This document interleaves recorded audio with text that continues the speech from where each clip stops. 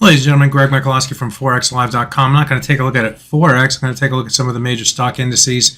Today's date is September 26, 2023. I'm going to start by taking a look at the Dow Industrial Average. Why? Because we are breaking below the 200-day moving average. That level comes in at 33810.75. This would be the first close below that level since this day right here, which is May 25th, it looks like, and a close below the 200-day moving average would be more bearish for this index. I know it's only the 30 industrial stocks, but it still is a barometer for markets. It's something that may get newsworthy talk, at least from a technical perspective on the major business channels. On the downside, the next target comes against the 50% retracement of the last move higher from the March low right here to the high price that we saw in the month of August or July. That level comes in at 33554.48. Move below that level and it opens the door for further selling pressure. And of course, if the price were to move back above the 200-day moving average, then we could see a rotation back to the upside. So, but for now, the bearish bias has increased, which will break below the 200-day moving average. So be aware, be prepared. Let's take a look at the S&P index next. And if we take a look at this last move to the upside here, the price is falling below its 38.2% retracement. That's the a key level that you want to see happen.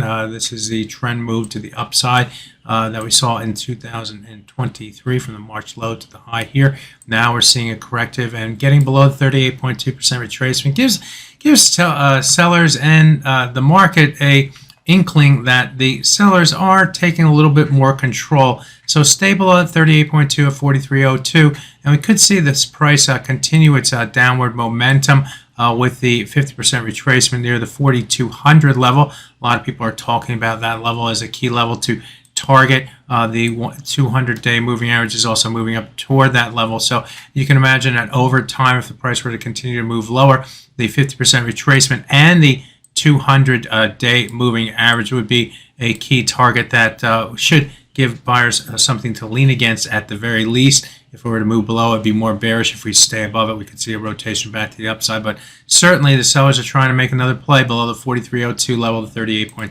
retracement. Finally taking a look at the NASDAQ index, it too is trying to move, well, in this case, trying to move below the 38.2. That level comes in at 13122.40. The low price for the day came in at 13122.40. The low price for the day came in at 13090. So we did move below that level, but we're currently trading at 13124, which is just above it by a few points in the NASDAQ index. So trading above and below the 38.2% retracement, just like the S&P index. If we do close and go below that level, it shows that the sellers are trying to take a little bit more control away from the buyers. This, by the way, is of the move higher from this swing low right here to this swing high. This is the last trend-like move for the for this stock indice. So we're now correcting around 38.2% retracement. We need to get below the 38.2 to show that the sellers are taking more control in the NASDAQ index. If we do get below that level, we'll start to look toward the 50% retracement of 12714 of the same move higher.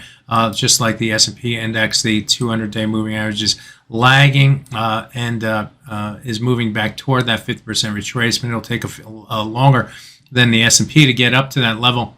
So we'll see.